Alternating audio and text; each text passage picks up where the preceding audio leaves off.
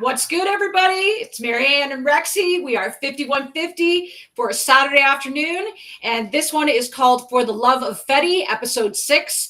And we're going to talk a little bit about a friend of mine named Adam Fedosoff and the charity that he was an ambassador for his entire life from the age of 12 to 17. He had lymphoblastic leukemia. He survived for 5 years, which is an extraordinarily long time for a child to have lymphoblastic leukemia. And during that time, all he did was raise money for Coast to Coast Against Cancer, which was the charity that I volunteered for. And Adam changed my life in so many ways. He made me a better person, as well as he introduced me to some of the people that have made my rock and roll dreams come true as we tried to make his. And so we're going to talk a little bit about him. So I'm going to show a few videos of him at first. One thing about Adam was that he was the master of everything that he did. He was playing AAA hockey at the time that he got diagnosed with leukemia. He was like a goalie and he was really good. He also cycled, which is what Coast to Coast Against Cancer is it's a cycling charity where they cycle from BC to Nova Scotia and raise money and awareness all the way. And Adam was participating in that even when he was sick. He wasn't doing teenager things. He was doing adult things. And my favorite part about him was that this kid could play guitar. And he played in a band called Tantrum, which we know, of course, was an original AC/DC name. And so I've got a couple of little bits of footage of him that we're going to show right now. And then we're going to talk about what happened. There was a scandal that happened, and we're going to talk about that after. Okay, ready, Rex? Here we go. Sure thing. Okay, this is the first one. Here we go. His name is Adam Fedosoff, and this is him. I think he's about 12 here.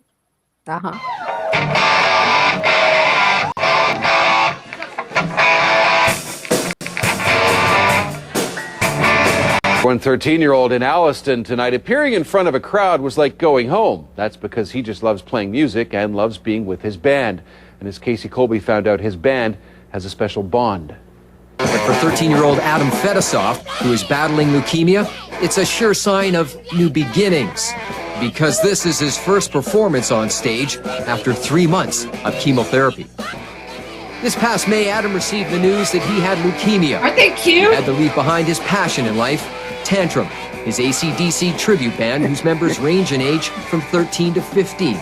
With Adam sick, the band became closer than ever.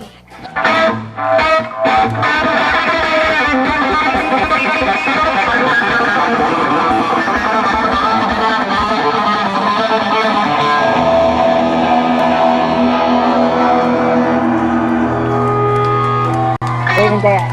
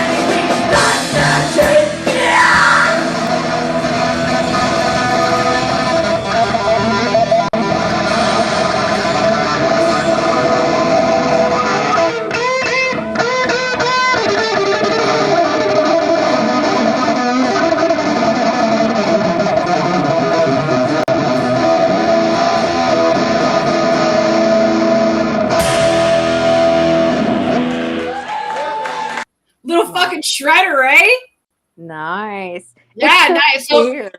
got it, and It's I got very one for weird. you. This is for you because it's just like 30 seconds, but it's him doing a little bit of Crazy Train. So here we go. Oh, okay.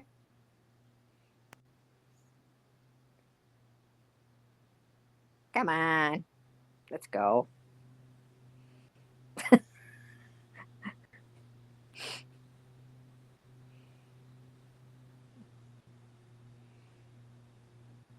Well, I guess the train is running late. Yeah, it's like okay. So there we go.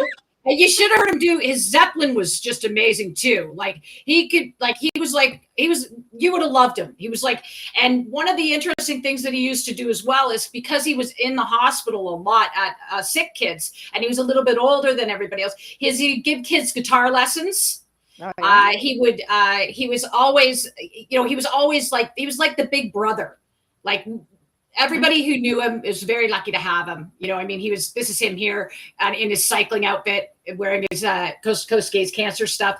This kid, like I said, like you heard the newscaster say, 3 months after chemotherapy, there he is raising money for cancer research and the Children's Cancer Charity. And whereas meanwhile, most kids would be, he was just like everything about him was amazing. I started volunteering at Coast to Coast Against Cancer in 2008, and I had to quit in 2011 because I found out, and this is where the controversy begins, is that the founder was not who I thought he was.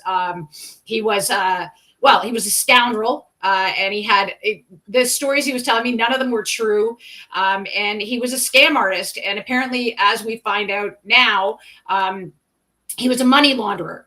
And unfortunately, Adam passed away on March 12th, 2012 at the age of 17.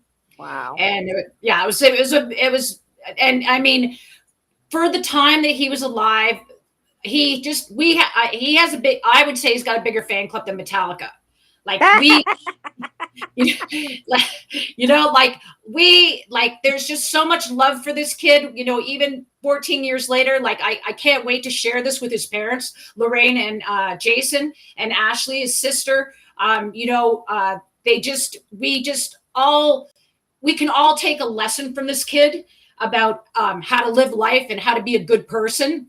He was just one of a kind, and very honored to have met this young man. And how he came into my life was, as I said, Make-A-Wish had given him his basically Make-A-Wish has a deal with Disney. So at 12 he went to Disneyland, like every kid does, or Disney World.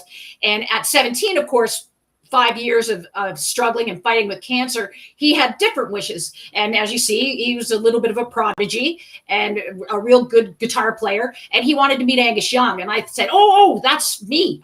Because Adam and I had gotten pretty close, and I'd been able to get a bunch of stuff for him from a couple of people. I had a radio DJ in Philadelphia sending me like vintage shirts from like the first AC/DC concert in America, and all sorts of great stuff for him. And, I just walk in and be like, hey, want a t-shirt? And meanwhile, the t-shirt's worth like $400. They got him a Cervelo bike to ride, and those bikes are worth $10,000. Like, we all believed in him. We wanted this kid.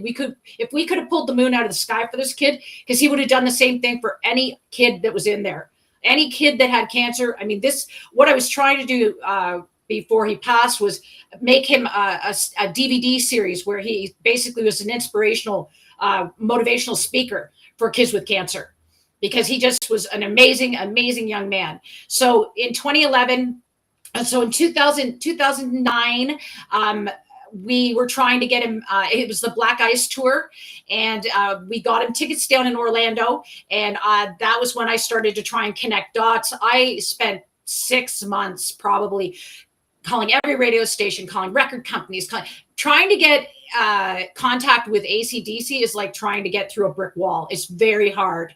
And luckily enough, through the powers of NA, Narcotics Anonymous, I was able to connect a man named Tom Sackhill, who I love very much, with the tour manager of Alice in Chains, which is how I met Jerry Cantrell. I love you, Jerry, and I love you, Chuck. And Chuck called to a guy named Takumi, who I've stayed friends with. Takumi is the most sought after guitar tech in music. And I always call him my Leo Fender because he doesn't actually play guitar himself, but he is the man with the tones. He's Richie Sambora's guy. He's Chad Kroger's guy. He's worked for Metallica. He's worked for Angus Young. And on this tour, he was working for Angus. And I called it. Chuck was in Sweden with Alice in Chains, and he called Florida and got Takumi called me back. They were in a sound check and it ran late, and I was hysterical. I was like, I mean, all the adults were crying, and Takumi said, "Where is he?" And I said, "They're going back to the car, put their camera in the car." And he said, "Call them, tell them to bring the camera. Bring everything." And Takumi, unfortunately, wasn't able to get him to meet Angus Young. However, he got the entire family backstage. There's photographs of Adam with Angus's guitar, the photographs of them right on the Black Ice stage. So we did everything we could. And then at the end of the show, Takumi called me and said, "Can you get him to come back by the buses?" I said, "Sure." And he had like a whole pile of stuff signed for him. Oh, yeah. I mean, so we did there wasn't a dry eye in the house. Let's put it that way. And with that, he got another 6 months. If you see, I wish I had some photographs of it, but I wasn't able to find some. But he was very swollen from steroids that they were giving him for all of his treatments.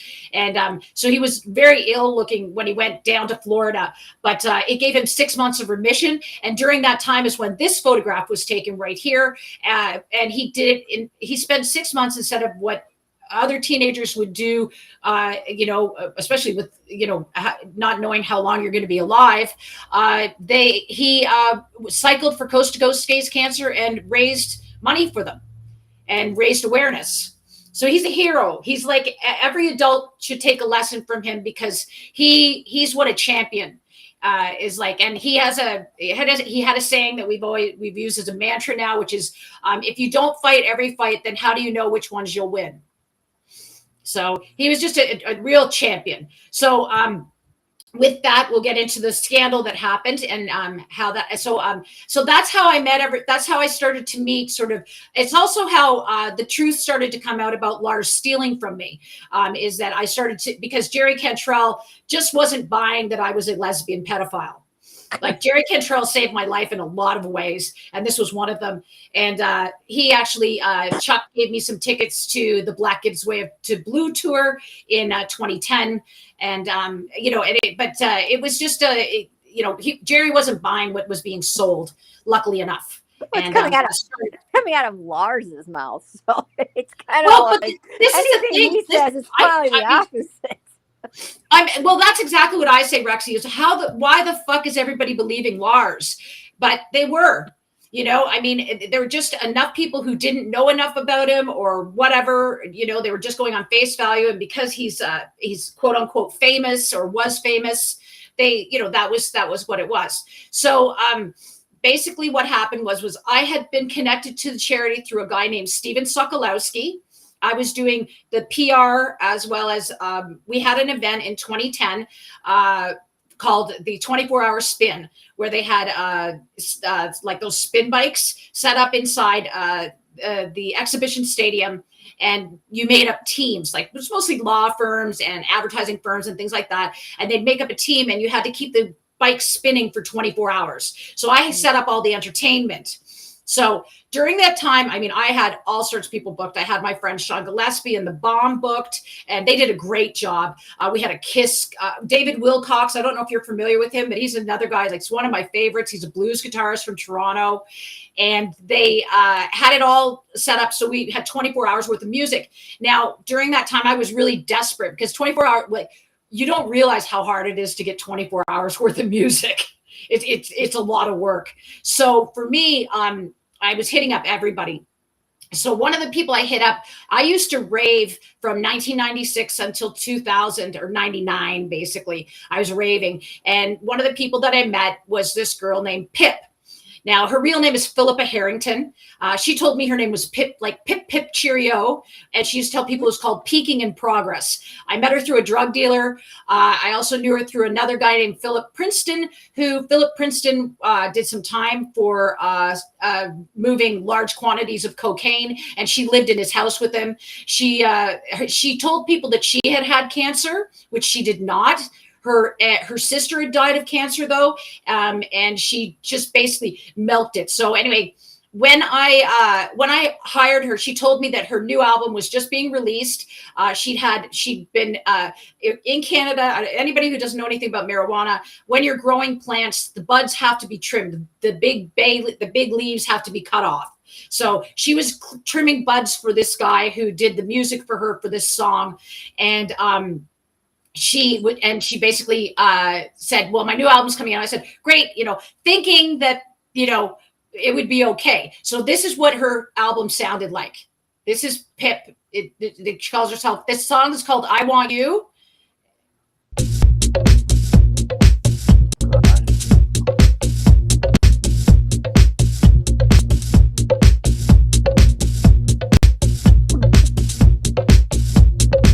We're not going to watch the whole thing. We're just going to watch part of it.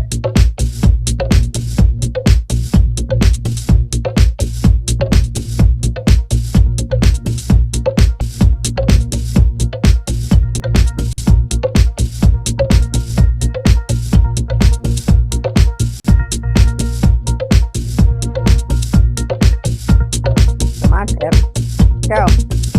Yeah, so far it's monotonous. Yeah, it's an 8-minute fucking song. You just gotta hear her sing, and then we can stop. Come on, Pip. Did you hear her sing?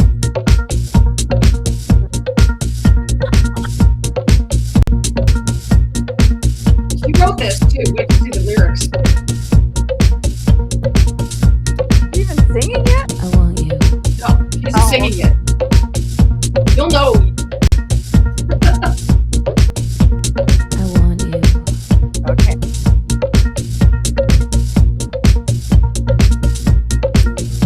I want You're just talking right now. I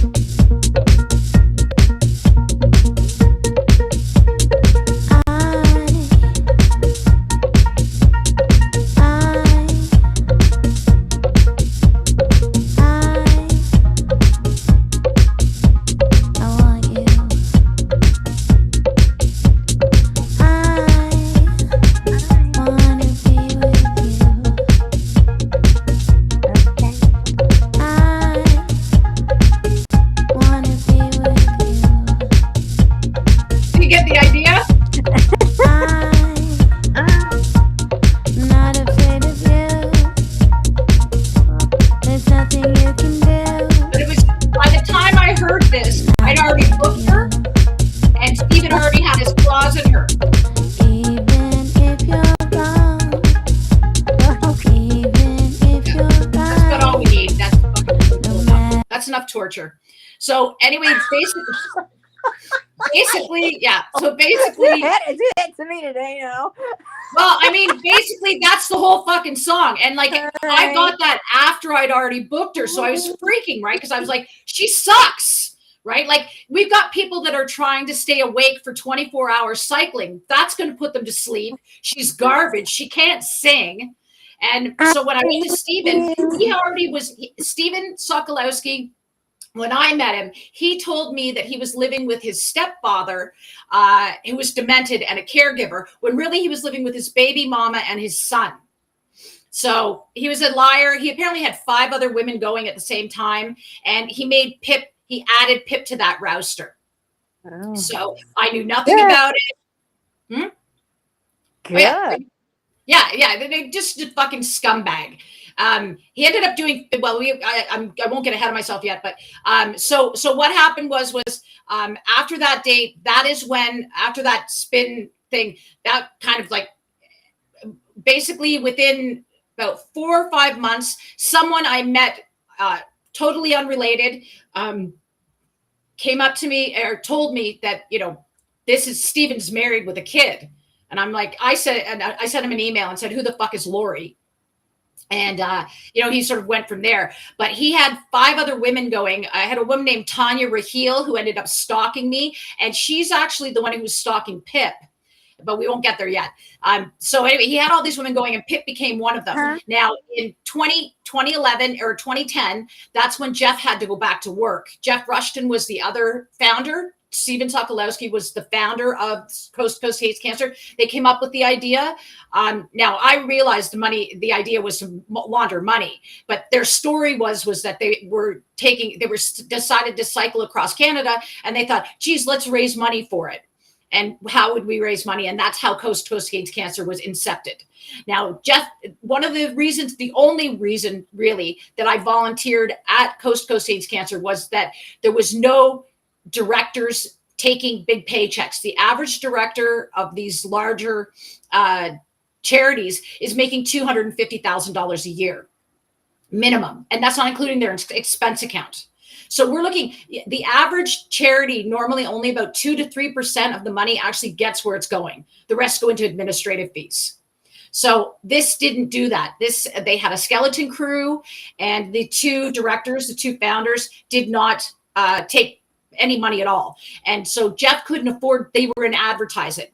So Jeff couldn't afford to do that anymore. And so he said to Stephen, look, I've got to go back to work. And that's when they allowed Stephen to start writing checks for $9,999 without having to clear it with anybody. And so Stephen began to launder money. Stephen has a background of money laundering, though, that we found out. He was married to a woman who was a Supreme Court justice. I believe she still is. Her name is Alexandra Hoy. She's a Canadian Supreme Court justice. She's notorious for what's called scorched earth tactics, which is basically where she turns her courtroom into a 3-ring circus, and is very hard on the witness. It's just stuff that's usually not like. Whereas in the United States, law is very different than Canada as far as the etiquette is concerned. We follow more the British, and like we wear robes, and and there's certain formalities that need to be followed. And so this is sort of, so he was married to her first, and they apparently had been laundering money. There's a place in Toronto called the Sokolowski House that they actually took money that they had laundered, and what they were doing was house flipping with it. They'd take the laundered money, pick people who were building cash jobs, and have them work for cash, and then flip the house. And wash the money. That's how they were washing it. So what Stephen was doing with this money, with the $9,999, he started being allowed to sign these checks in 2012. I quit in May of 2011 after I found out. Well, first of all, I just when I found out about the wife and stuff, I couldn't take all the lies, and so when I ended it with him, ended any relationship, I called Jeff Rushton as well as I called his wife. And I said, you guys, this is what's happening, right? Jeff, and then Stephen turned around and, as was saying, just because exactly like Lars, this is why I can't believe these 2 weren't even in cahoots with each other. He told people that I was a prostitute trying to extort money from him. Yeah. So, I'm so nefarious. I'm so fucking nefarious, man. So anyway, and Jeff didn't want anything out there. Jeff wanted to keep this going because he wanted to keep, same as Lars, right? Make it look like with his cheating, he wanted everything squeaky clean.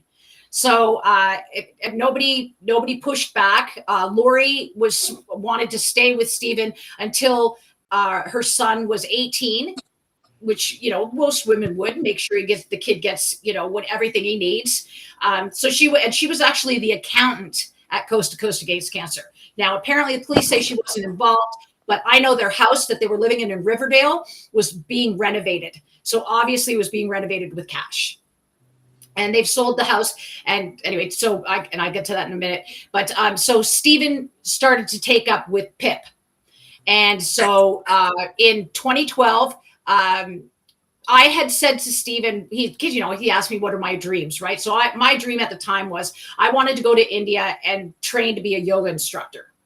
Why? I don't know. It was just one of those things. And then I was going to go to the Tiger Sanctuary and work for the Tibetan monks there, or the monks there. But apparently they closed that place down because it was dirty. So anyway, what happened with Pip was, and once I stopped talking to Stephen, that was the end of it. And I lived in Toronto for 2 more years, and then I moved up north. So, and I mean, while I was with Coast to Coast Gaze Cancer, I was able to obtain a painting from Leonard Cohen called One Little Guy that I auctioned off and got $3,000 for. There were a lot of things I did for this charity because my love for the kids, and most of all, my love for Adam. Now, Adam passed away in 2012, and at that time, there was a surge from friends and family, all his loved ones, of a lot of money. And that money, Stephen turned around and started laundering. And one of the things he did was he sent Pip or Philippa Harrington to yoga school, as you see this picture here. So she went from being that scraggy little bad singer to this was her picture. And this is the one that they printed in the newspaper. So she went off to India. Not only did she go to India, she went to Tulum, Cuba, Guatemala, Italy, Prague, and a couple of other places, all in a year.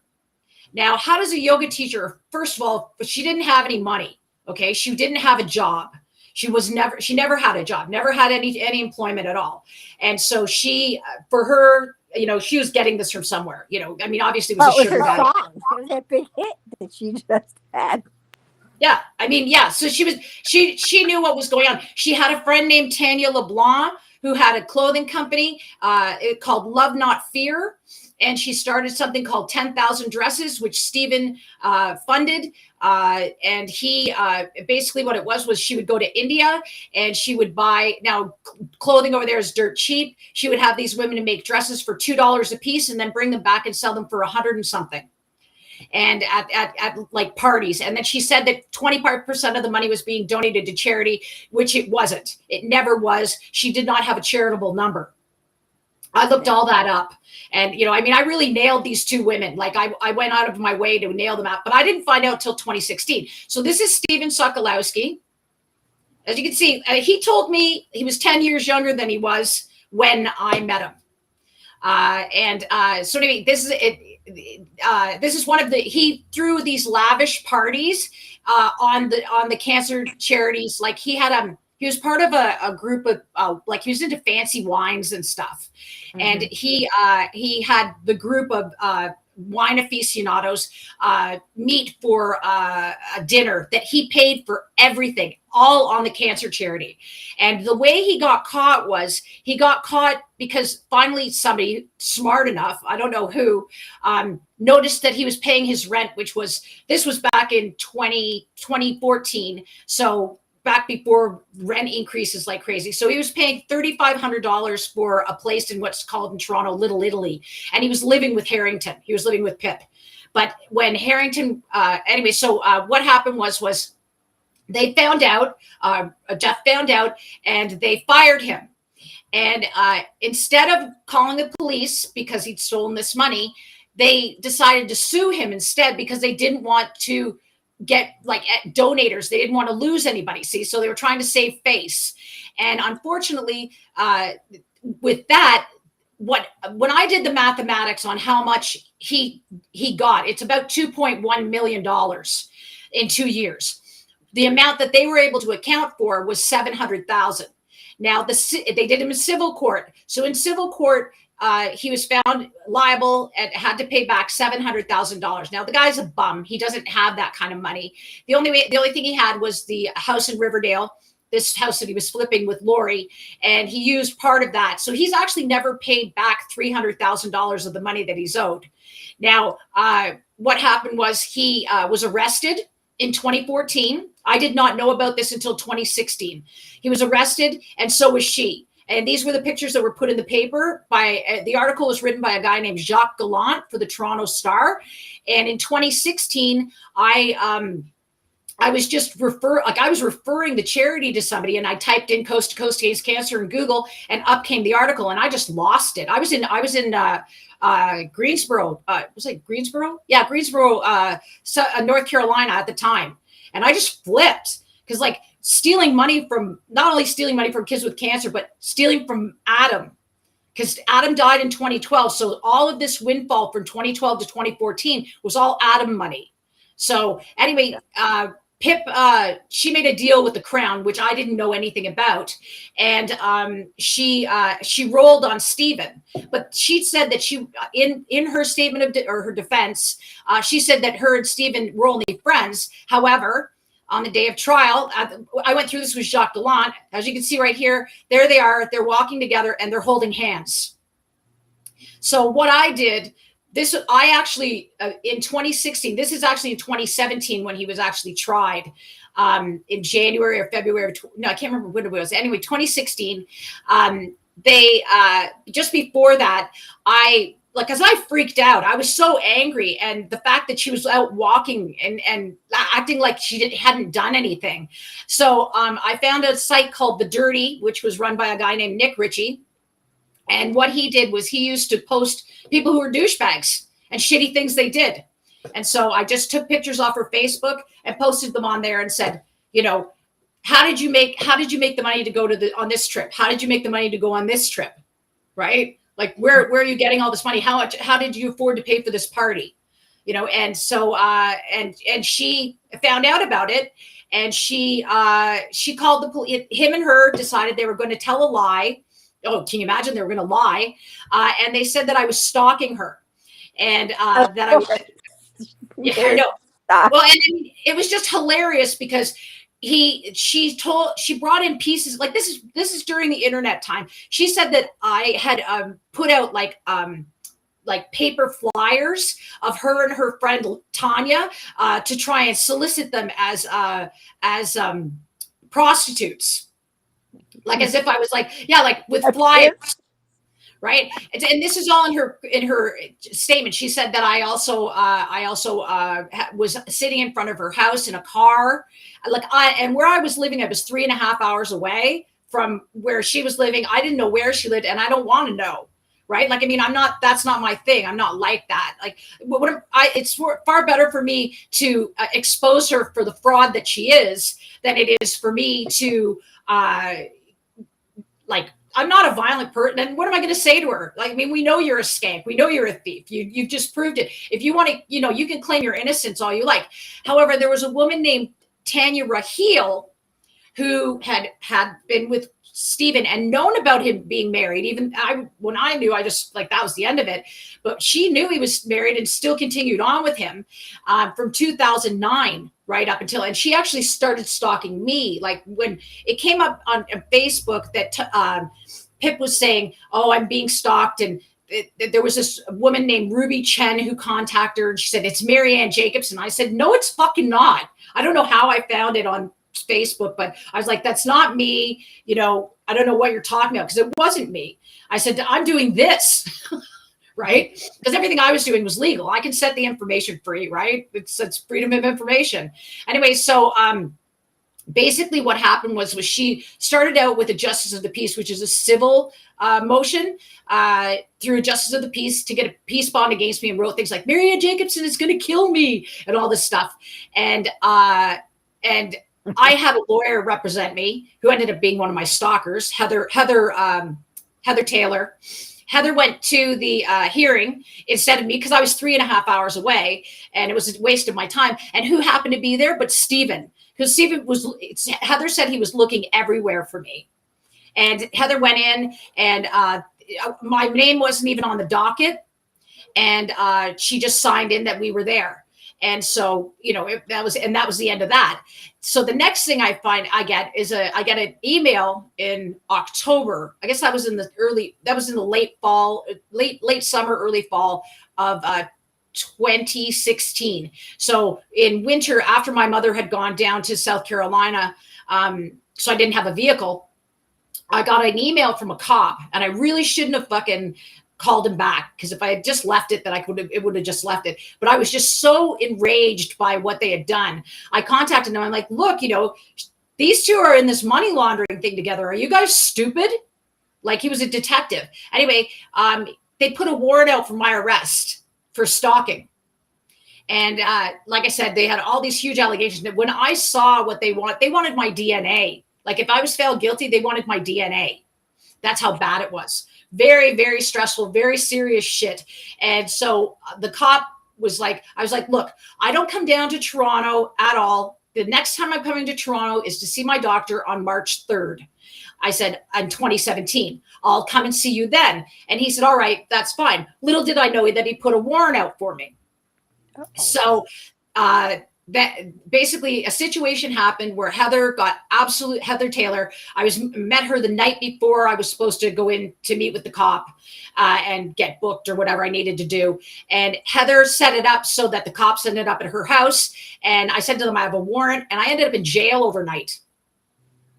Like fucking like a real criminal. Like I did more time than she did. I had to sign a peace bond to get out of not being not having to go to court basically for 2.5 years to continue her lie.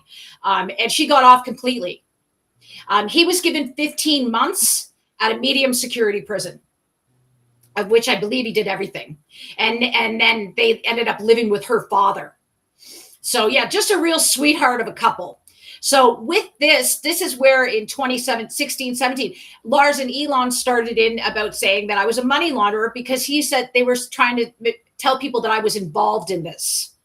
So just infuriating because like I would never, well, who would? Like if you have a soul. And so basically Elon and Lars started to basically have my mother starve me out. Like, not help me with anything financially or anything like that. Or, it was really bad. And what they were hoping was that I would be so broke that I would cough up some hidden money. But they knew that I wasn't involved. But this was how bad they were trying to paint me all the time. So yeah, so that's basically the story of that. And that happened in 2017. And at that time, that's when Evelyn Shiflett was stalking me. And the same Everybody's day. stalking you. Oh yeah. Well, you remember Evelyn, right? Sure. Yeah, of course, Evelyn, her whole right? life is about being stalked. Well, I know. Well, from 1998 to 2024, yeah. It's fucking fucked. That's why it's going to make a great book, everybody. Oh, yeah, and everybody out there who's watching, follow me on Rumble so that I can, do stupid commercials and stuff like that so that I can get paid. And that way I can pay for my own book and I don't have to go to a publisher and have them take a cut of the book. I prefer to, because I want to take part of my money and put it into other things to help people. So I would rather have that than have it go to a publisher. So I'd rather self-publish. So if everybody out there follows me on Rumble, I need 10 followers to start doing commercials. So hopefully everybody will help me out. Anyway, so basically in 2017, the same day that I had a pretrial at Toronto Courthouse, Chad and Nickelback were in town, and Chad had his drum tech go down there, and the guy was wearing a glow-in-the-dark AC/DC shirt. Right. And I said, I always say, whenever I see a cool concert shirt, I always say, hey man, nice shirt. Right. And he said, and the guy who was Daniel Adair's drum tech said, for what it cost my wife, it better be. And I knew it was fake. Right. I knew it was obviously somebody, gaslighting me. And that was the problem, was that Chad got involved in the gaslighting too, not through Lars or anything like that, but just because he thought he was funny. But you're not funny. You're a fucking clown, but you're not funny. So anyways, that night I was supposed to go to the Nickelback show, and they had it planned where I was going to get on stage and sing Rockstar with Chad and all them. Now, I didn't know that. I contacted Takumi because we have a tradition after Adam, when we met. Takumi is a coffee aficionado, and my friend had a green bean, fairly traded coffee company. So I got him the freshest coffee, best coffee I could, got him 2 pounds of it. So every time he would come to town or be in a town where one of my friends was, I would always have 2 pounds of coffee dropped off for him, always. And it was just sort of a tradition. It was my way of thanking him for doing such a great thing for Adam. I did the same for Chuck. It was kind of funny. For Chuck, I met with him at the Black Gives Way to Blue show at the docks in Toronto. And I said to him, do you have a bike? And he said, yeah, I do. And I said, okay, great. And I brought him a bunch of cycling, tights and shit like that. Whereas he drives a Harley. Oh. So here I am giving him all these Yeah, I give him all these tights and shit, right? I'm sure it was just a real laugh. I wonder if he ever put it on. But he was just he never said anything. He was just such a sweetheart. But he's just such a great man. And so basically the day that I was supposed to, it was in June of I believe it was June of 2017.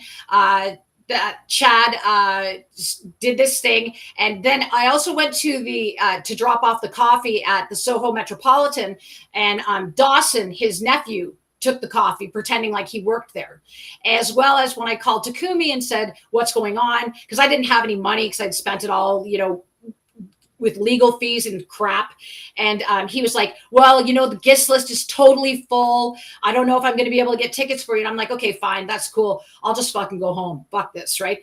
I get to Evelyn's, and Evelyn is dressed like we're going to a discotheque, right? First of all, she was fat, and she's wearing one of them tube dresses, and she's got like 5 tons of makeup on. And here I am. I've got on my army shorts and my clutch shirt. So I'm not going with you. I never said it to her, because I didn't know how to say to somebody who was faking cancer, even though I thought she had cancer. How do I say to her, you look like a slut, right? You look like an idiot. I don't really want to go there with you. Can't you put on something normal and wash your face? But, the whole thing, she was already, at that point, she'd been working for Lars for 8 years. So, and this was the only time I ever really saw her was at Nickelback shows as I come down, and I only met her out of the 9 years that we knew each other. She 8 times. And like I said, so anyway, that night, instead of going to the show because I was exhausted, the court thing had taken it out of me. I knew they were gaslighting me. I thought, fuck these guys. And I went home. Now, I got an email from Takumi saying there's passes at the front for you. And I said, fuck, dude, I'm already on my way home. I'm already all the way home. I'm not coming back down. And so, Chad was like, there were pictures of Chad looking so sad and everything like that. But meanwhile, it was his fault. And right after that is when they had the fake funeral for me. Oh. So, yeah, that's when my mom, I didn't even think about it at the time, right? But my mom's like her great aunt, blah, blah, blah. And I'm thinking, my mother's 7, now I think about it, my mother's 77. She doesn't have a great aunt. You know what I mean? She'd be dead. Mm-hmm. And I've never heard of this woman. So, but I didn't put it together. I was just like, whatever, right? But really what she was doing was there was a series of private investigators, and they were all there gathering information on me. I have a friend who actually attended, who's a really dear friend of mine. And I said to him, they faked my death. And he goes, I know. But nobody wants to talk about it still because they still think Elon's alive. They still think Elon's in circulation. Same with Lars, same with Trudeau, right? So anyways, this is what happened to me. I had a very strong attachment to children with cancer. So what happened, which is what the topic is today, after 42 minutes of having to set it up, is that Metallica, when they were in, I believe in Italy, they had a guest come backstage through Make-A-Wish, young girl named Maria, and she's living with cancer. So these are some of the pictures of Maria. There's Maria with James, and let's get some more here. Basically, here she is. She's living a dream, right? She's thrilled, right? This is magic. This is exactly what I wanted for Adam. This is why you do it, right? You see the body language too with everybody, right? And here she is with Kirk. She's loving this. This is exactly why we do what we do. Now you see Lars, fake Lars. Oh, there she is. There's Maria. And bless her heart. Now let me see if I got the Lars picture up here. I don't think. Oh wait. You showed it. I'm just looking for the Lars picture. Oh, I don't have it. I'll have to get it. Hold on. So basically, to get the image here. But basically, my irk here is that why are they exposing her to a fake Lars? They should not be exposing her. There he is. And look at the body language. See how his hands are closed? So, and the whole thing for me was just shame on you for doing, you could have made Lars unavailable. Like you didn't have to drag him into this, right? Like, because what you're doing is you're taking a kid who is stronger than you are, better than you are, and more of an adult than you'll ever be, and you're lying to her. And that infuriated me. Like these young people, I mean, people don't understand. Like look at the body language. You see how closed off he is? Mm-hmm.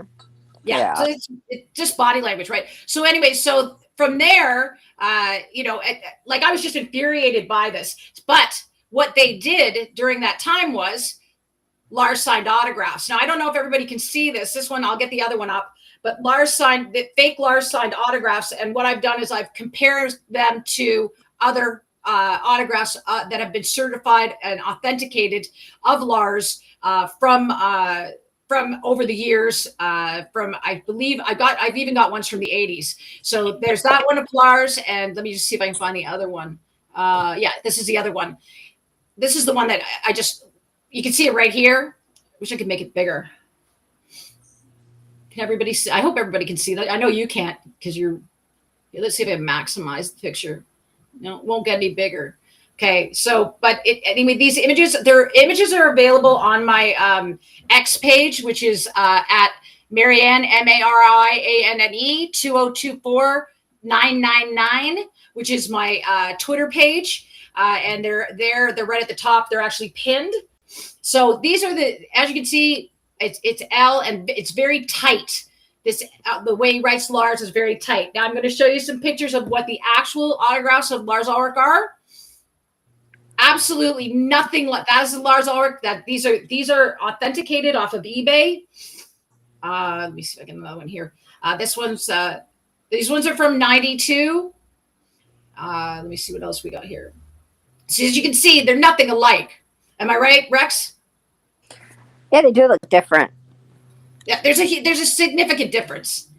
Yeah. I kind of like this one because it's the injustice. See, like this one here, it's the injustice for all. It's kind of significant to what we're all about today is getting a little justice for this kid. But as you see, here's a guy that I'm already calling out as a fake, and now we're getting bogus signatures. Like here, we'll look back again. There's the one that he signed on. This is on Wednesday, I believe, and these are his actual signatures. There's like no comparison. And for that, to me, again, as I said, I take this very personally. Here's one from '92. Again, I take it very personally that they think that this kid's stupid. And, this kid's fighting for her life. She's braver and stronger and cooler than these guys could ever wish they were. And they're fucking lying to her. That to me that's inexcusable. This is from 1988. This is from the cover of the One Japanese Import. And again, his A is it never once do you see him write that tightly. And somebody said, well, it's the fabric of the shirt. I'm like, oh, fuck off, right? Like just play devil's advocate. They are, but basically. But the one that's on the Funko box, which I don't know if everybody can see it. Let me just see if I can get it up here. The one that's on the Funko box, same sort of signature again. And, it's not him. I wish the guy was lying. Prove me wrong. I keep begging people. Here's another one of him. This is his real signature again. Again, prove me wrong. Like this is not his signature. This young woman has been duped, and that's not fair. Like that's like there's nothing more shameful, I think, than all they had to do was say Lars wasn't available. You know what I mean? I don't think Lars was her favorite. I think James is her favorite. If you look at the look on her face. Well, I don't see.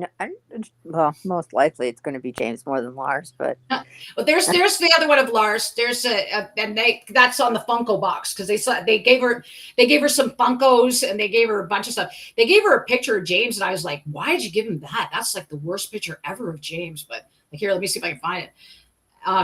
So that's my irk for today. To me, lying to your fans for the last 4 years since 2023, is one thing, and or 2022, and making money off them and whatever. But here's the picture that James gave her. That is like the ugliest picture of him. Like, now James has changed his signature. James has changed his signature 3 times during his career. He changed it. That happens. That does happen. Yeah, like he changed it after, because it used to be when he got sober, he changed it to this one. But till like 2000, he signed everything JAYMZ, or Z as you'd put it. And so, people do change their signatures, but as far as like the difference in, like, that's Lars's signature on a Binge and Purge box. So again, this is not his, this again, I'm proving that this guy is a fraud. This guy is, they have drum tracks set up so that he sounds like Lars. Everything about him is just different. And you see by the body language, he's not opened up to, allow, the other guys you see, they're very comfortable, whereas he's, obviously, there's something that happens, there has to be something, like I sent him a note on fucking Instagram and said, how do you sleep at night? Like, how do you sleep at night? Because, it's obviously, there it is. There's another one. And that one's from 2000.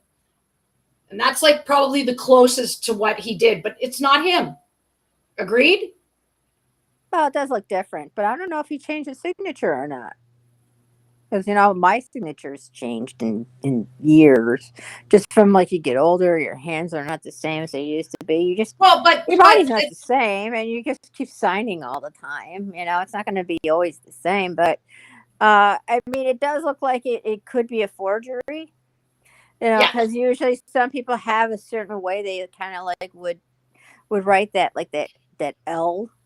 Yeah, well, next week we're going to talk about Callie Hetfield and her forgery. I've even seen a little bit of difference with Dave Mustaine's signature, and because I have his from 1987, and then I got another one of his in 2001, and then I seen some with people with pictures with it, and I noticed a little bit of a difference with it. It's basically, you can tell it's the same person's, but there's like a little bit of a little flare at the end, or a little this here, or something like that. But it doesn't tighten up. Like, look how tight this signature is.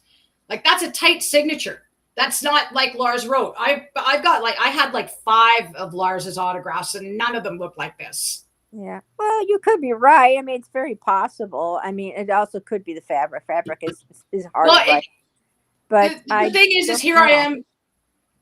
I've done facial recognition on this guy, and he doesn't. I can't get a match. Mannerisms have changed. Behaviors have changed. He's the one who was running Blackened Whiskey, not James. And now James is running it. He was the one doing all the PR. Now he does 0 PR. Now, the other thing is that on this leg of the tour, they have not done 1 interview. It's funny because the burning question will be is, how do you feel about this person saying that Lars is fake? Right. And they can't say anything because they know it's. I'll put it this way. It's funny is that the reason why Lars was still in the band, or has been in the band, is because he does all that stuff, but he doesn't do it anymore. So what's he still doing there? Yeah. That's the thing is, it's just like, since 2022, he's had little to no responsibilities in comparison to, Lars loved the attention. Like, remember I showed a couple of weeks ago, the last audio from the Zazula show. He's up there, fucking, there's a fucking,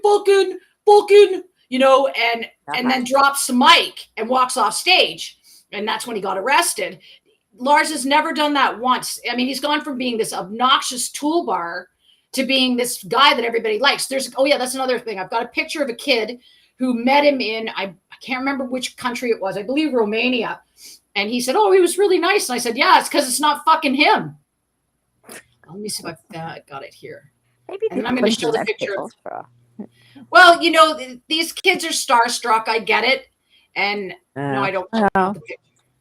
Do I have the Yeah, picture? well, No. if they're young enough, yeah, they're a little bit more Yeah, well, this developable. was a young kid. This was a young kid who is one of those photo stalkers. So he like wait out in front of hotels to get a picture taken with them and that. And I mean, these guys are the one thing that I've noticed too. I'm getting off track, but yeah. So this kid, I don't have it, but this kid, he had a picture of him with fake Lars, and it's like, like Lars isn't just wandering around. Like he never used to wander around and just like there are no pictures of Lars like prior to this where he's just wandering around, And someone said also he at the end of the show, which Lars never did, he's now staying behind and talking to people at the end of the show.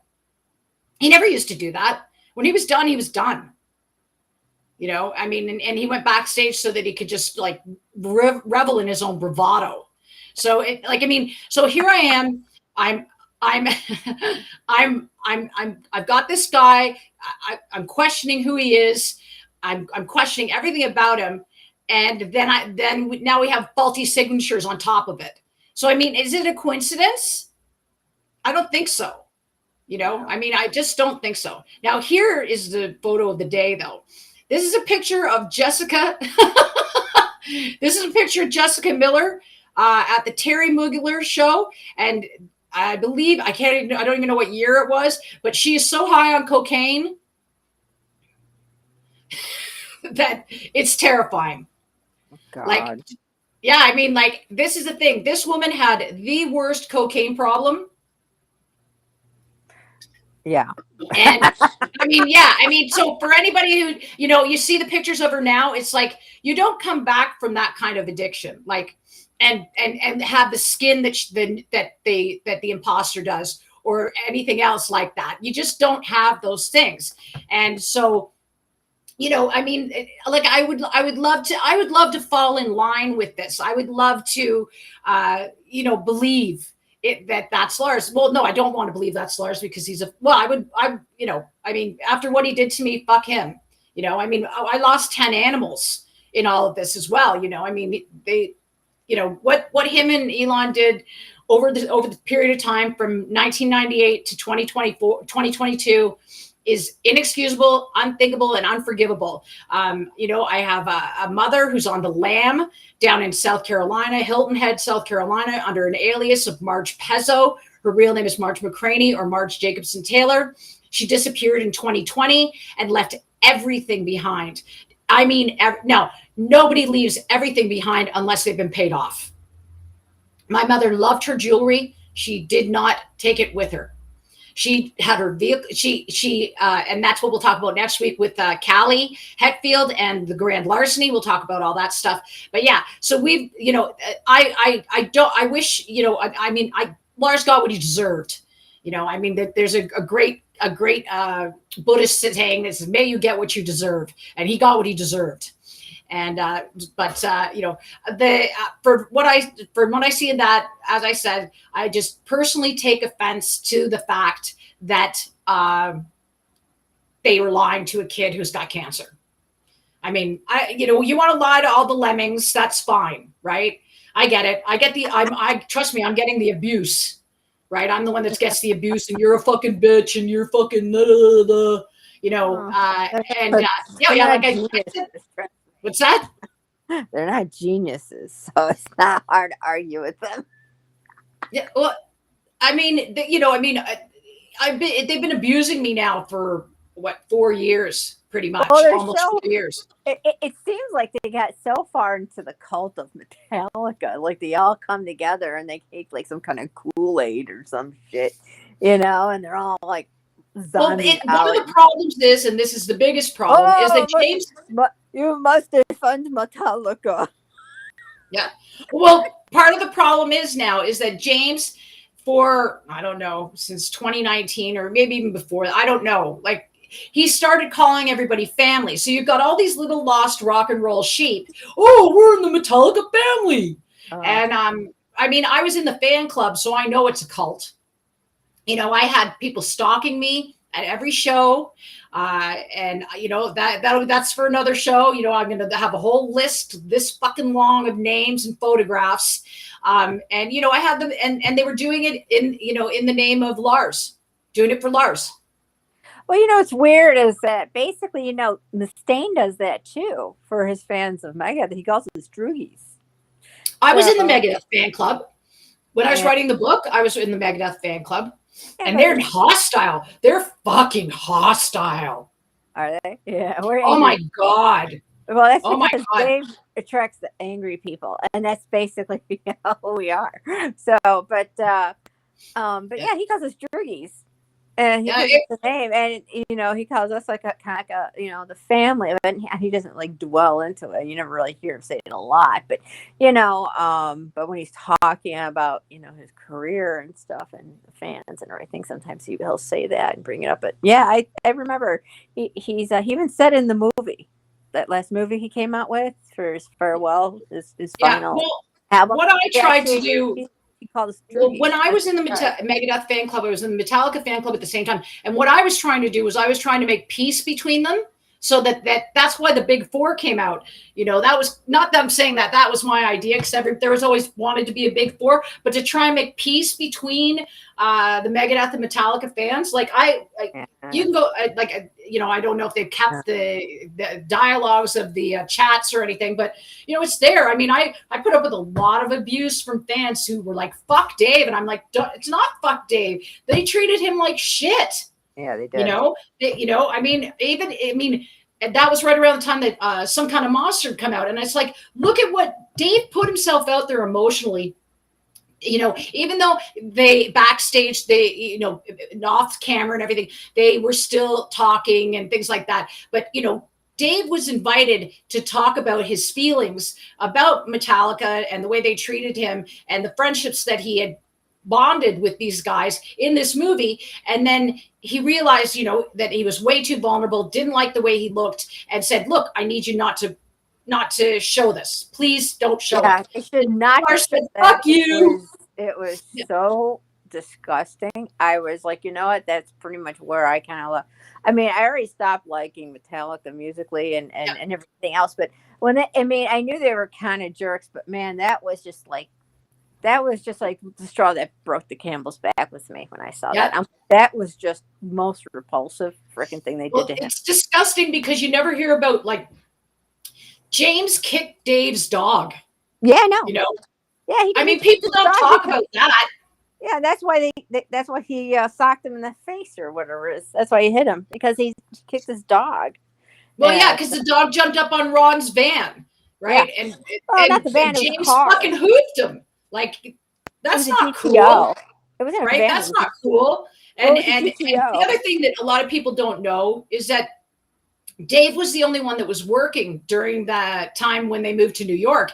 Dave bankrolled that whole trip. He's the one who paid for the U-Haul. Yeah, he did. But they failed to talk about that shit. No, they don't. They want. That's why I think the whole thing. A lot of things. There's just so much stuff that's left out. That's why basically, and they were doing that from the beginning. Because like even in the beginning, when I first heard of Metallica and all that kind of stuff, and I started listening. I started from like way back, like Kill 'Em All time. So I would read those articles, and they were boring as shit. And you knew there was something nefarious, kind of, I don't know about nefarious, but you read between the lines, you could tell there was a lot of like trying to hide stuff in the articles. So many lies. Like the longer, like, I didn't realize that they were, I knew Lars was stalking me in 2006, like I said, and I sent a letter to Q Prime and they ignored me. I knew nothing about Elon bankrolling it until 2022. And then I put it all together. I'm talking about way back in the beginning in the early years that I knew basically just reading their articles. So it was like there's something wrong with this band. No band is this real boring. No band is this fucking boring. So Lars couldn't even play drums. Like that's the thing. Like people are like, how can this guy be as bad a drummer as Lars? I'm like, because they hired him in December of 2022 because Lars was arrested in November of 2022. He had 4 months to practice drums. That's about as long as Lars needed to learn. And then they used pre-recorded drum tracks. I mean, it's not that hard. I mean, even when you watch him play, if you watch old recordings prior to 2022, he doesn't even play. His facial expressions aren't the same way. The other thing that Lars used to do as well is he used to have cameras behind his drum kit so that he could watch the crowd. Whereas now this guy is running around like he's got to go to the bathroom all the time, you know, and he's getting older. Like, I think he's about 5 years older than actual Lars. And it's starting to show, like his hair's getting that grainy, you know, very fine, like elderly hair does. Like, so I, you know, but how the guy can sleep at night, I don't know. You know, I mean, you know, his fake wife, the fake Jessica that's there. I mean, she was just at Cannes, and I'm like, you know, I just said, I said, you know, I see them on Instagram, and I say, like, how do you people sleep at night? Like, how are you doing this? But just to do that to that kid just infuriated me. But when it comes to it, somebody was going to, I saw a Megadeth set list. Have you seen the set list? No. Oh my God. They open with Skin of My Teeth. Oh yeah. I fucking love that song. Oh, So, yeah, but I didn't see Holy Wars on the set list. I was like, what? No Holy Wars. So, and they're closing they with didn't Peace. put Holy Wars? That you cannot not. I didn't put see Holy Wars. I figured Holy Wars. I thought Holy Holy Wars was, yeah, I thought Holy Wars was Holy like, Wars is their magnum opus, kind of like, you know, kind of like the Stairway to Heaven, you know. I thought it was staple. I thought that the Holy Yeah, Wars, you like can't- Hangar 18 and Holy Wars and Peace Cells are all kind of like must be on your set list. Yeah, I think also In My Darkest Hour is also supposed to be on there, but Okay. yeah, because that's like another big. That's like their second greatest song, I think, in my opinion. Well, in my opinion, it is. There's a lot. I mean, it's just such a, he's got such a repertoire to go through, like to make one set list that basically says, this is my entire career. Thank you so much. I love you guys. It must be so hard to write that set list, you know? But I love that he opens with Skin of My Teeth, because I remember I saw him in 2004 when he came back after his hand injury, and he opened with that song. And it was just like the crowd just went crazy. It was just amazing. The other thing that's missing off the set list, and I guess I don't know why, but is a Tout Le Monde. Le Tout Le Monde. Oh yeah. Yeah. I love that song, but I prefer his version, not the one he remixed with. So Yeah, well, I and don't know a lot of- like the one with the Italian singer from Lacuna Coil. I like him.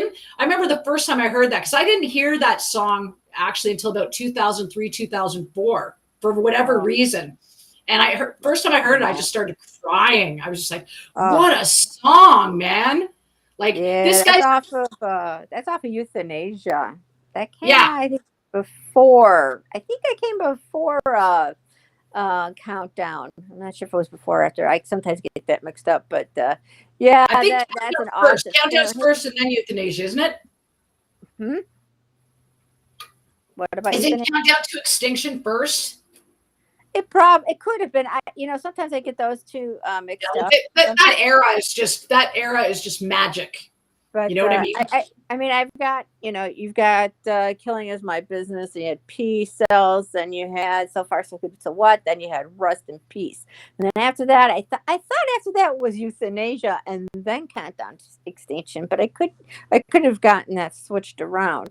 But because my God, that's like basically 90s, and 90s was just fire. And Yeah. everything. We were in our 20s, so when you're in your 20s, it's like, whoa, Yeah. you're out there all the time. So much crap is happening. So I could have gotten those two mixed up. But I thought I could have swore Euthanasia was before Countdown, but like I said, I could have been wrong. No, the thing is that it's that era. It's that Marty Friedman era, that Nick Menza era. Yeah. So it was a very magical time in the band. Like, I mean, Marty Friedman was not a drug user. So I think that was one of the reasons why they're just so tight. But also, like, Marty's just such a great guitarist. Like, and Nick Menza is a legend. Oh, That's he's another thing. We still have to do our in praise of Nick Menza show. Yeah, Nick is such an underrated drummer. I could just watch him play, and it's entertaining. He's amazing. He's such a beast back there in that kit. I was like, wow, just watching him play. I remember basically watching him when I saw one of them. I can't remember what tour it was, but they were playing. When it first opened up, it was fire. Wow, he would just start those drums. You know how Did you get to like see him drumming live? part? Yeah, I did. Oh, fuck. Oh, I've seen him live several thousand times. Oh, wow. No, I've seen a lot of Megadeth in a lot of different eras. So, they kind of always followed me everywhere I went. But That's awesome. yeah, I mean, the way he, especially, how that song Trust starts out with that drum beat? Yeah. Yeah, well, he really did it great because he started opening with that, but it was more extended. You didn't realize it was because it was started out with like almost like a battlefield. And it was like you were getting the way he was hitting those drums and the way the lights were hitting, it was like you were getting hit with like a machine gun. I was like, holy, the whole place. I love drummers like that. Like you're in the middle of a minefield in a battlefield. It was so awesome. I love it. Yeah, Dave Lombardo does that to me too, where he makes my tummy rumble. So I love drummers like that. Joey Jordison was like that too. So yeah, I love a good awesome. So I love a good honest drummer, like one that gets in there and like basically loses 2 or 3 pounds while he's playing. Yeah, every it was night. just like at the beginning of it, there was a whole introductory of the whole thing. It's like, and we're already getting killed. Megadeth is already battling us down here. It's amazing. It was awesome. That's amazing. Okay, so do we want to talk about Madonna today, or do we want to save that for another one? Let's talk about Madonna and retards today. We got the retard session today. Welcome, guys. We're going to start off with Madonna. Okay, if we're going to talk about Madonna, let me see if I can get the video up, and we'll get some video here. See if I can get. I have to actually set it. I think I have to set it up this way here, because I have to get it off YouTube. So yeah, there's Adam again. So I guess set it up, Rexi. So Madonna did a show in New York City at the in middle of Times Square. Madonna is 67. She's going to be 68 she's a Leo, so she's going to be 68 in August. Yeah, and she's actually born 2 days before my sister. Oh yeah, 2 days apart. Yeah. Okay, so basically, this is her performance, and I'm going to see if I can find it, and we'll let everybody enjoy Times Square. Oh, look, it's right there. Okay, here she is. It's a full performance. Full performance is 20 minutes. We won't watch the whole thing, but we'll watch a little bit of it. Just we're not going to put you through all of that. Yeah, we're not going to put. We love you guys too much to make you watch the whole thing. It was bad enough. Let alone have to go. Well, I haven't seen it. This is why. So it'll be. But I saw I saw little pieces of it, right? And I was like, oh my god. For me, the hardest part is that I saw her during the Girly Show tour. I saw her, and I mean, she is a supreme dancer, or was a supreme dancer, and so watching her crumble like this it's very frustrating. Very, very frustrating. Okay, so here we go. We'll just run this through. I'll just run it. I'll just fast forward through a bit of it. So it looks to me like it goes on for a while here. Okay, here. Now she's up here. Okay, here she is. Are you ready for this? I said, are you ready?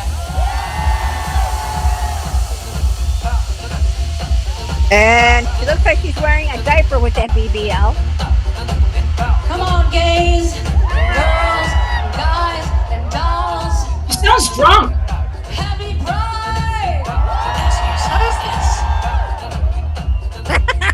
What are you doing? Now, I know she looks like she's using butt implants. Okay, She used to have such a phenomenal body, too. Oh, boy.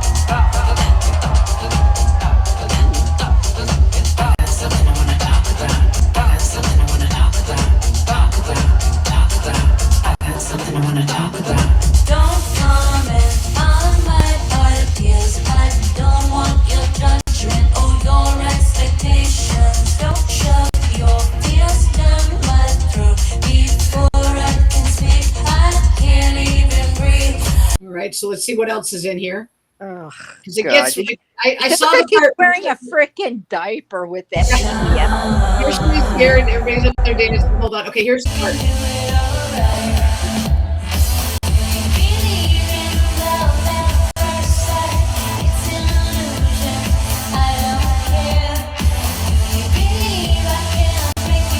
I like her glasses. But it's just like sad to see that she's not like all those guys are voguing and everything. Like, I mean, I have a friend who's gay, and he says Madonna's a thief because she stole like voguing and all this stuff from the gay. Here she is. She's even more naked now.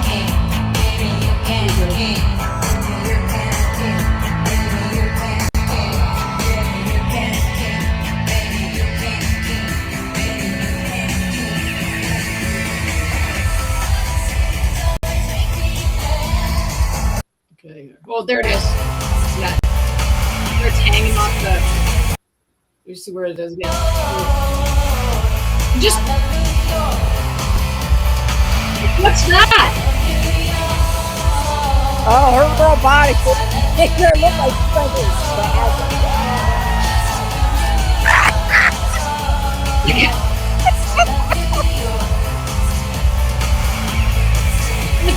To me, it's just like it doesn't seem like the same person, right? But she used to be like so tight in her dance and her positions, right?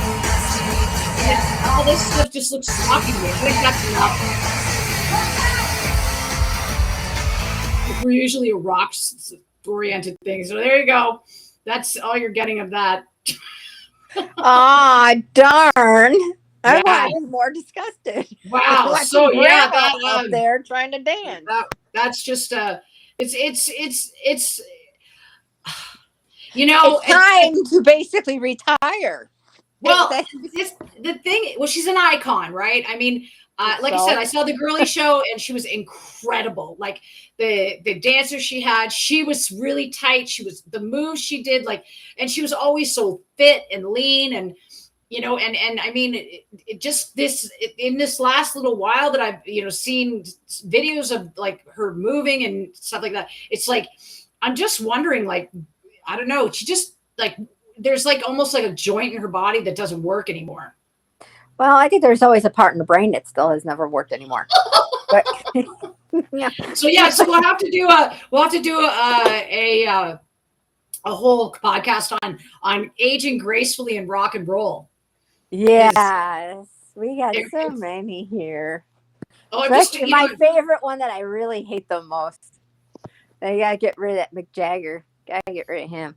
That's gonna be interesting. He's he's really gotta go. And he's such a piece of what. Yeah. I actually found an old interview when he was spewing bullshit. He was just spewing bad shit about our country. And this was a long time ago. And it was like praised like freaking New York and California, but in between, he was talking shit about it. I'm like, are you fucking stupid? Are you really this stupid? And I'm really getting so sick of these British assholes. The one who I think if I had, because I was sitting thinking about this last night because we were talking about aging gracefully in rock and roll, and who I mentioned, you said no, and I thought of somebody else. You know who is good as Joan Jett? I guess you give so. her props? I've seen her. She looks pretty old. I mean, she doesn't bother me though. She's just her own person. She doesn't say anything that really kind of tells me to be offended by anything. She's just she's a vegan. She's like animal rights activist. She works with it okay. Heart. You were thinking about Nancy Wilson of Heart and all them, and they're just another bunch of commies too. Commies. I love when we call everybody commies. They're all commies. Yeah, they're all part now of they're all up here now. Anti-American, I hate America bullshit. Well, that's the thing, eh? Like Joni Mitchell was she was given a Lifetime Achievement Award at the Junos, and she hasn't lived in Canada in like 60 years, okay? And she's up there praising Carney, and I'm just like, don't do that. Like, just don't. You aren't even from here anymore. Like Mike Myers with his book, and Elbows Up. It's like you have no idea how, like that chicken elbows up chicken dance that they do up here.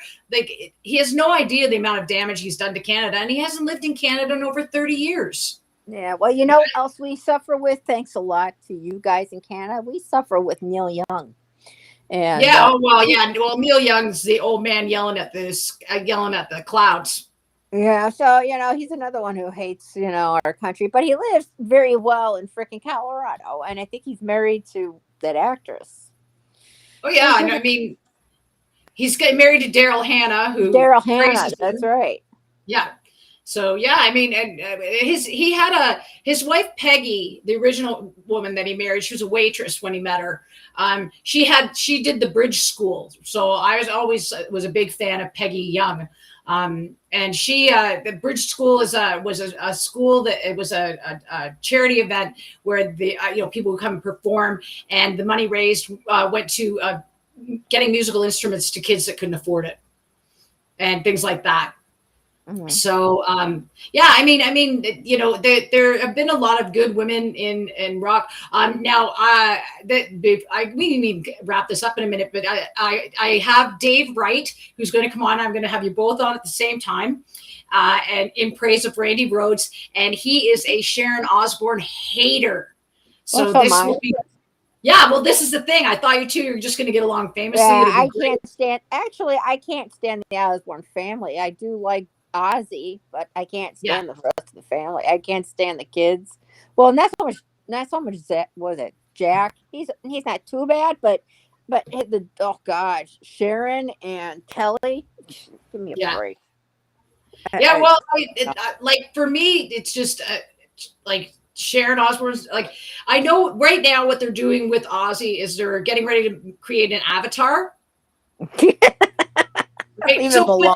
everybody criticized the Dio hologram for so long. Like, boo, the Dio hologram sucks and this. And that. So Wendy Dio's like, a maverick. She's 10 years ahead of everybody else. And now all of a sudden, Kiss is going to do one and Ozzy's going to do one. And all of a sudden, it's like it's some fucking revelation.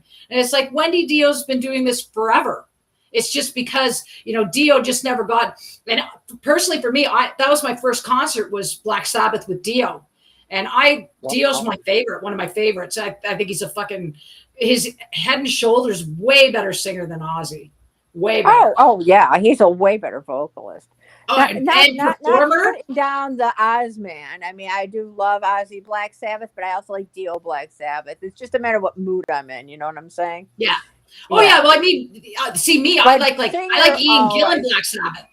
Yeah, but singer-wise, if you're going to really ask who's got a better voice and a better vocalist, it's definitely James Dio. Well, he was in a doo-wop band in the 50s. So he's just like got that powerful voice and that little teeny tiny body.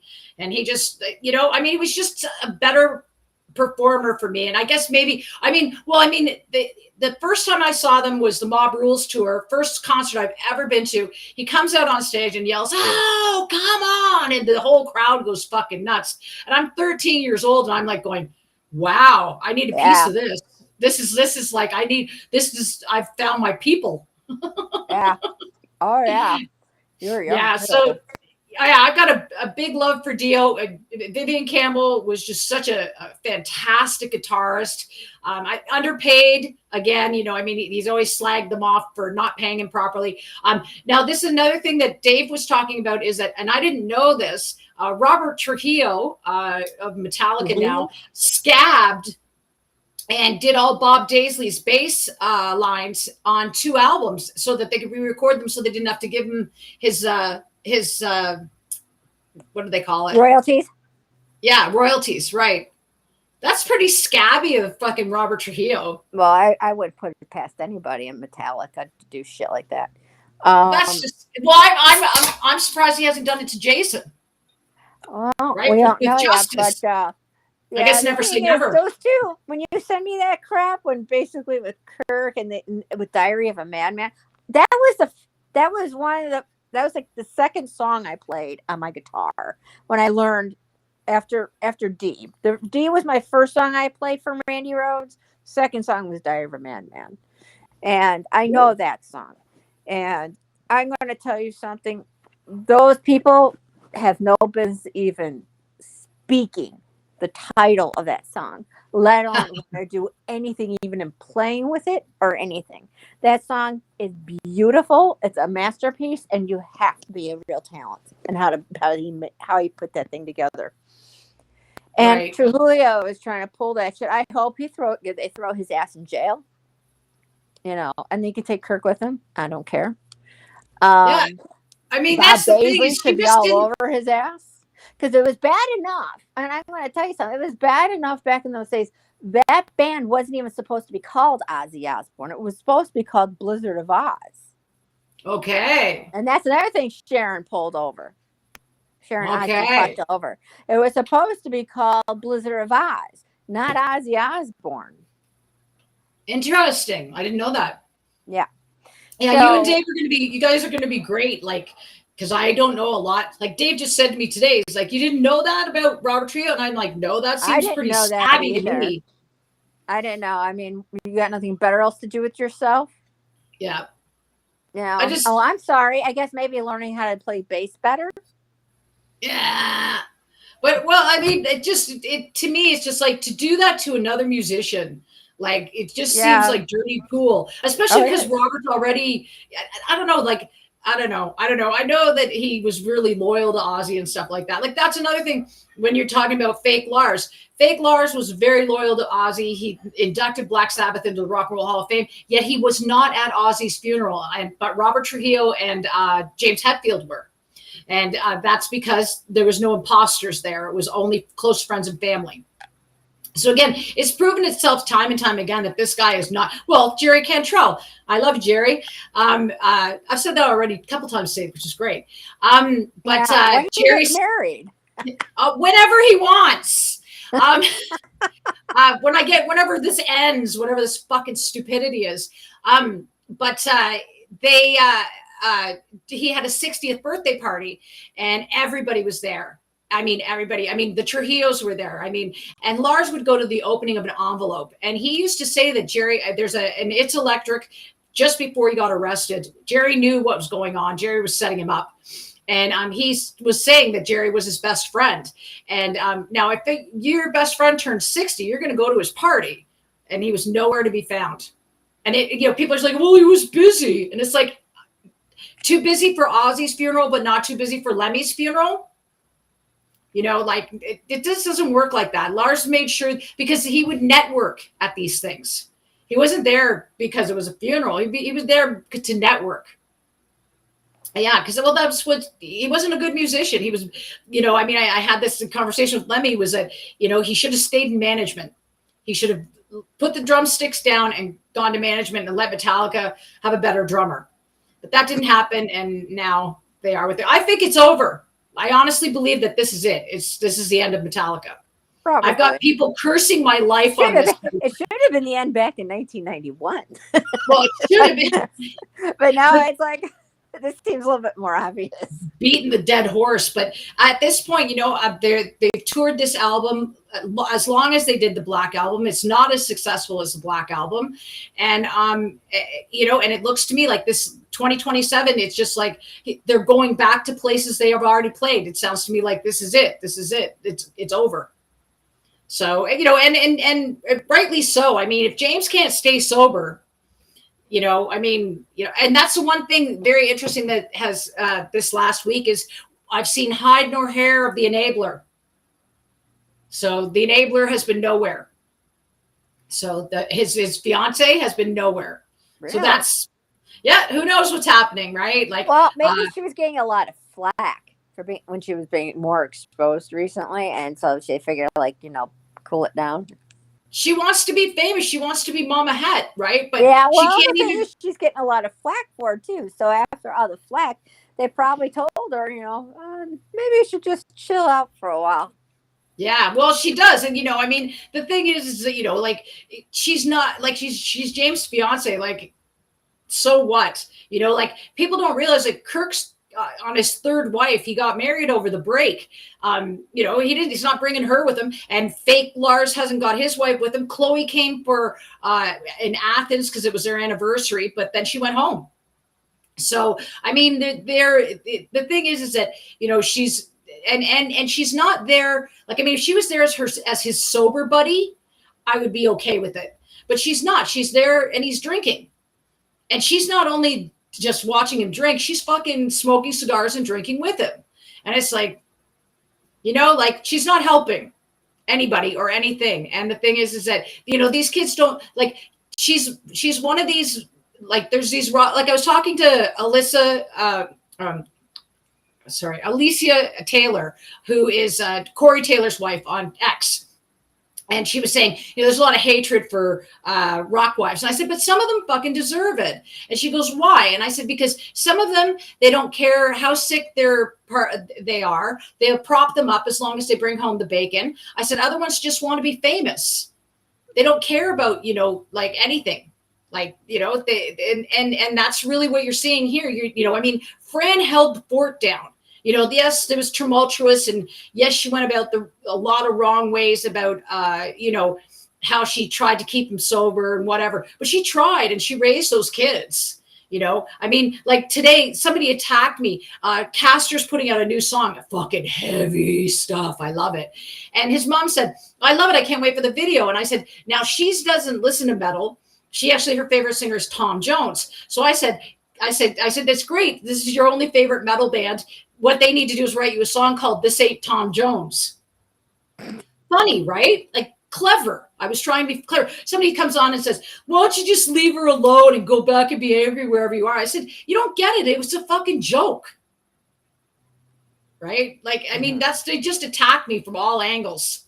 It's just like, it's hilarious. It's just, it becomes to the point where you're just like, you know, like like it is. It's a cult.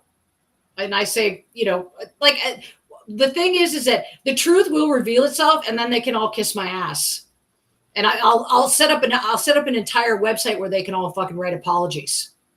Well, yeah. You know what I mean? The Metallica fans are just really zombied out. They're just, yeah. It's They're crazy. so obsessed about that band. It's like, and they're so defensive towards everything about it. They're not going to believe anything you say in any negative light. You know, it's like they're all out and hired to, like, defend and protect. Well, this is supposed to be the Metallica. It's like the band. Well, this is supposed to be the 27th season tour. They play one song off the album, and they don't play In Immorta anymore because I fucking debunked it and said that his song is called "It's About Evelyn." It's about Evelyn Shiflett, the woman he had an affair with James Hetfield had an affair with from 2019 till 2023, right under Fran's nose. The girls were calling her sister. And he wrote it about her. In Immorta in Latin means mistress. And now they don't play it anymore. So yeah, I mean, the jig is up, man. Like, it's time for them. Not like there's really anything that great on that album anyway. Well, yeah, I mean, I listened to that album once and I was like, this, even big Metallica fans, like real Metallica fans or music fans at least, have come to me and said, it's overproduced. I went to the show. It's a spectacle, but they just look like they're going through the motions. And it's like, if you've never been to a Metallica show, sure, like, I get it, right? You're going to be overwhelmed by the whole experience. I mean, it's a 360 show. They've got pyrotechnics, it takes 78 trucks. Like, what people don't realize either is that Metallica also has the largest carbon footprint of any rock band ever. Okay, so right now they're using 78 tractor trailers. Now, for the first, I can't remember how many legs, they were using diesel fueled engines. Right now they're using hybrids. None of them are electric, or they're partially electric, but over the years, like, Metallica has traveled and toured and done more shows than any other band. And in that, they create a carbon footprint, and nobody even thinks about that. Right? Like, I mean, the way they're just like with U2, when they did the 360 tour, which is almost the same size as what the Metallica one is, they were burning enough fuel and creating enough pollution, the same as a coal burning small town every day, every time they traveled to another town. But nobody talks about that stuff. Well, the thing is, I'm not one into global warming. I'm not really a big believer in it. Right. Well, I'm not saying global warming, but there is such thing as pollution. Yeah, but the thing is, you got to remember, I don't know how you remember. I mean, back when we were kids, it was way worse than it ever was now. Because you remember all that leaded gasoline and all the exhaust fumes that came out. I mean, Wait, I well, live not far from a big city, and you can actually see the skyline of the city from where I am.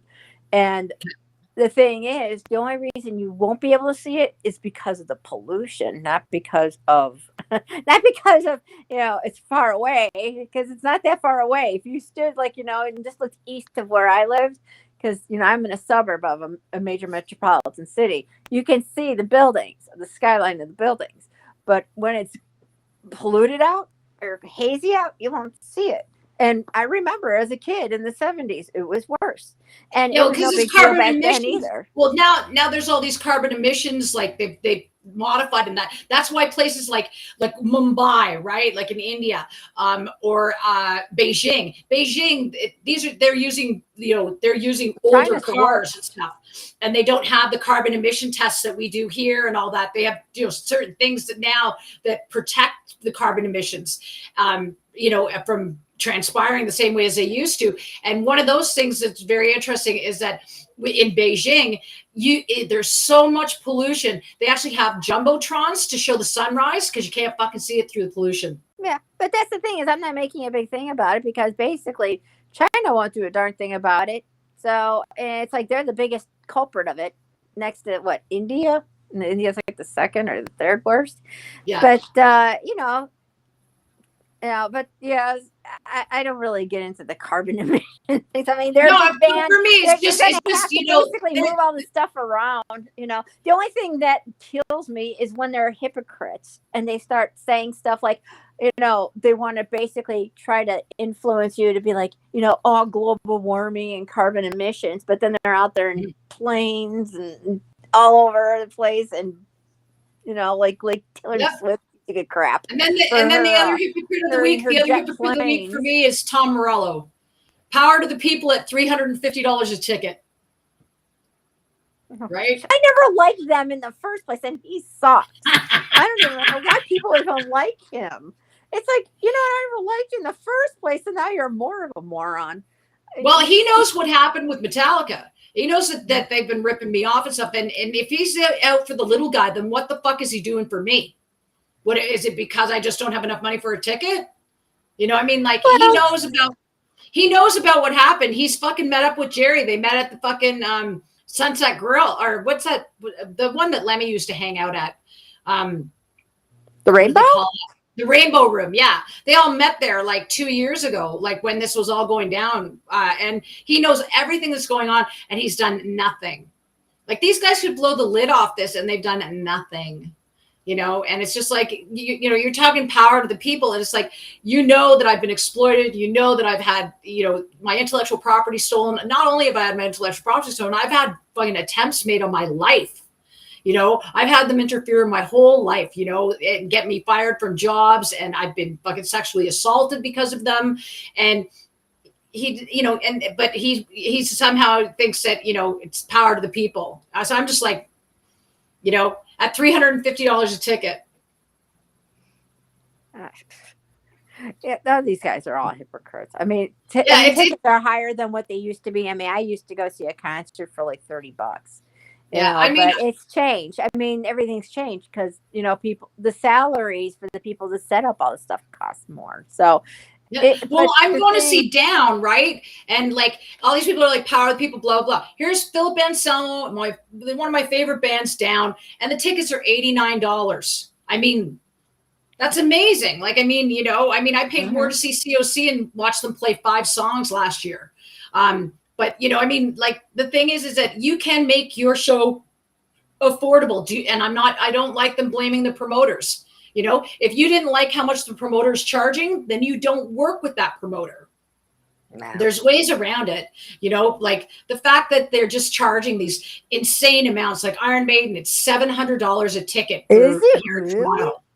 $700 a ticket for Toronto, yeah. But it's Anthrax, Megadeth, and Iron Maiden. I mean, I die to go, but it's $700. Wow. Yeah, but that's a good show. I'll tell you. Yeah, it's a sick show. Yeah, I know. Megadeth, that alone is amazing, but I didn't know it was $700. I would have figured, because like Metallica has raised their tickets, and these assholes have raised their tickets to like thousands of dollars. Now I'm thinking 700 is not even that bad. Well, Which there is sad, some guy said, but some guy from Europe's like, oh well, I paid such and such euros, and I said, yeah, in Canadian that's $700. And I said the other thing is too is that you guys don't have the laws around how many people they could shove into an arena. You see, there's fire laws here, but they don't have those same laws like in different countries like Germany and places like that. And the snake pit, that snake pit can hold 20,000 people. So that's $2,000 a ticket or $1,000 a ticket. And then if you get the VIP experience, it's 2,000. mm-hmm. So yeah, they hand over fist, and that's not including merch. You know, I mean, it's just, it's just ridiculous, but I don't know. The whole, I haven't been to a concert recently in a while. The last time I was at a concert was probably about 2012. I actually went to a concert. It's been a while because, you know, between I went to lives, one last you just summer. don't get to go to concerts anymore. But and I don't go to concerts where I live. I have to go out of state. So so it's kind of more of a to-do, and it's more particular where a band is going and all that kind of stuff, and if I can get out there. So that's why I just don't go to concerts too much anymore. But yeah, it's you know, I could see maybe a concert could be maybe no more than maybe $150 to $200, depending on the show and stuff. $300, yeah, $300, $350. That should be something like Iron Maiden, because they're $300 would be fine for Iron Maiden, because that's basically a historic band. That's a legendary band. But you got like two major legendary bands up there. You got Megadeth. This is like almost their final tour, you know. And then you got Iron Maiden. And Anthrax, right? So you got two of the big four, and Maiden. I mean, and Maiden's doing Run for Your Life, so I think it's like sort of a greatest hits sort of tour as well. So yeah, I mean, I've seen Iron Maiden so many times, and like they never put on a bad show. So it's not that. I'm just more like, I've been outsourced to buy concert tickets. They're just too expensive now. Oh, it's yeah. just, it's sad. Like the Foo Fighters are playing. The Foo Fighters and Queens of the Stone Age are playing August 5th, and it's at. I would never go to the stadium. It's humongous, and I think it holds like 90,000 people. Like that's just not my bag of dirt. Apparently, it's really hard to get out of, and that. But I would love to see that show. I know you don't like the Foo Fighters, but I think they're a lot of fun. I have a really good time going to see them. I like Dave. I think of him as like kind of like a human form of animal, right, from the Muppets. And I just have a good time at the Foo Fighter shows because I sing along to all their songs. So, and I love to sing along. So, all right. So I guess we'll end this here because you and I are now just blabbering on again. Yeah, we're kind of just bullshitting again. It's that time again. Well, it was also we went overtime as usual. So anyway, thanks to everybody who's hung in there. If you've still hung in there, like I said, if you can join, if you follow me, it doesn't cost anything. Follow me on Rumble. That'd be amazing. And like I said, just take care of each other. Be nice to each other. I'd love to be wrong, but I don't think I am. And all I'm doing this for is I'm trying to protect the fan, the hardworking fan, and their dollar. And, I mean, they took a lot of my stuff, like they took it from me and left me in a really difficult situation. And just the fact that they're taking it from fans and they're lapping it up. It's very frustrating to watch. And it makes me mad that there's nobody saying anything. So I will be that person. I will be that monster. So yeah, okay, so that's it. So say bye, Rexi, and we'll go. Bye, Rexi. Bye, Rexi. All right, everybody, take care of yourself. We'll see you next Saturday. Bye-bye. Bye. How do I stop this? And the stream. There we go. Bye. Oh, no. There we go.